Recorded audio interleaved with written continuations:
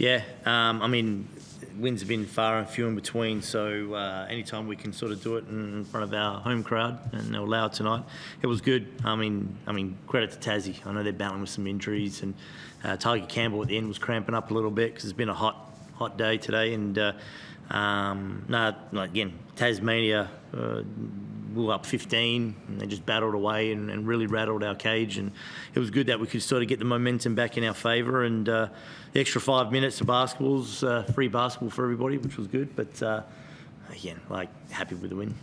Sure, and you mentioned obviously you guys got out to that hot start and they kind of drew it back a little bit.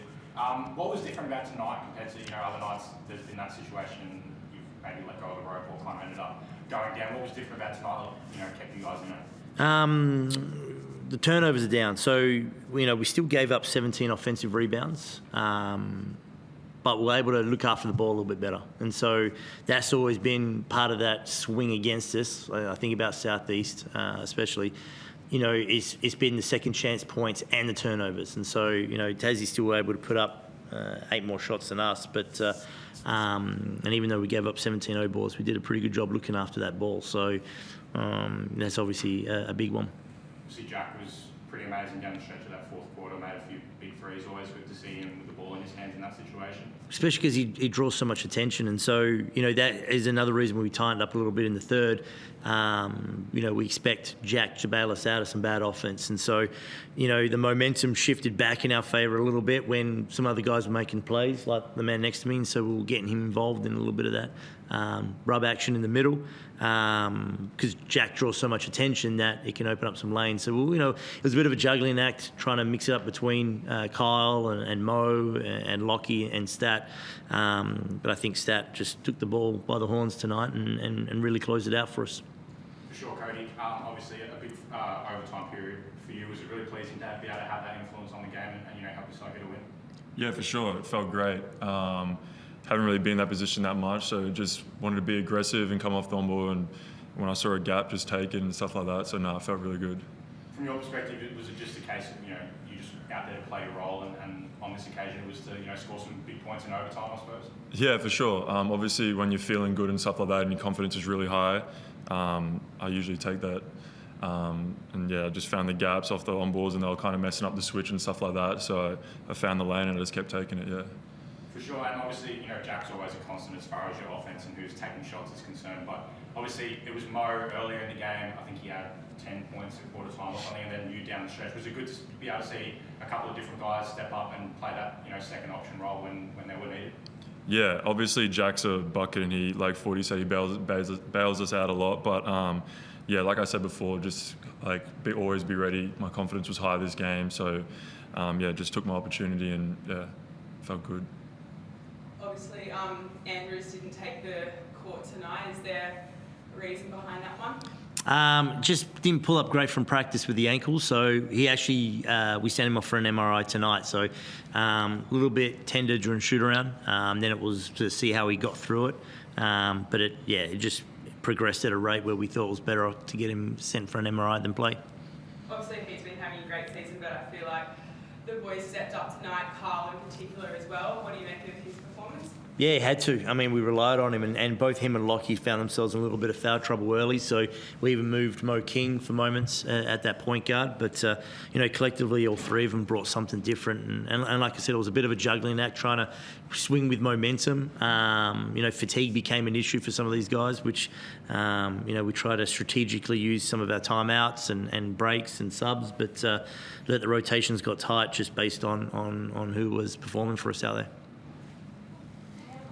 Oh yeah, sorry, just quickly. Obviously, that last inbound in overtime where I think Lockie had the ball and he gave up that 5-second inbound violation. But in that situation, from your perspective as a coach, are you coaching the guys to give up the 5-second violation rather than... No, throw it in. Yeah. Throw it in high.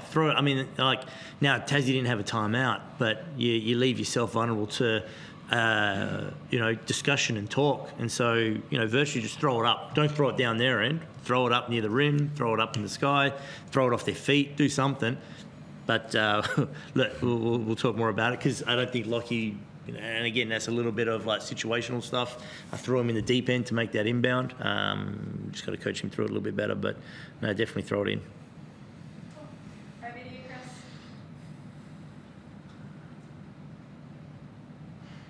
Over to you, Chris. Yeah, Forde.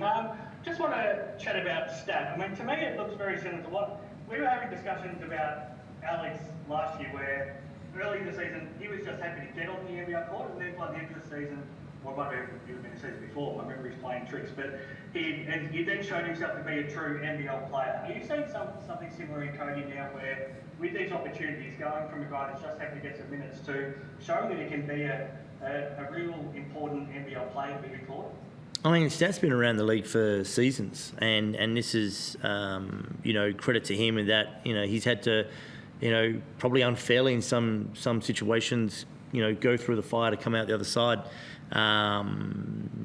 Opportunities like when you have injuries, right, there's always the disappointment of guys going down, but it provides opportunities that may or may have not been missed. And again, I've always been big on, I won't hold your hand through the process, but if you're one to step up to the occasion, I'll play you. And credit to Stat is he's had to take his lumps here and previously, but you keep stringing performances like this on a regular basis, and we still got 5 games left.